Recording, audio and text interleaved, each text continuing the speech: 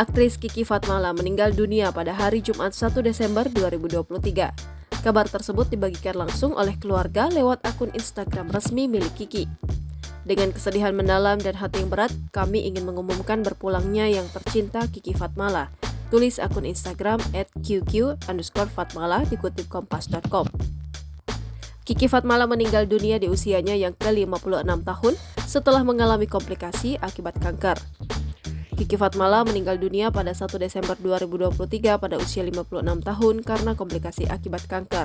Lanjutnya, pihak keluarga meminta untuk dihormati privasinya setelah kabar duka ini. Pernyataan ini adalah satu-satunya komunikasi resmi dari keluarga dan kami tidak akan memberikan wawancara atau pernyataan tambahan selain ini. Tulisnya lagi. Kiki Fatmala mengawali karir beraktingnya dalam film Permainan di Balik Tirai pada tahun 1988. Namanya mulai melambung ketika berperan sebagai Mariam dalam sinetron horor komedi Mariam Si Manis Jembatan Ancol 2 pada tahun 1994. Download Tribun X sekarang, menghadirkan lokal menjadi Indonesia.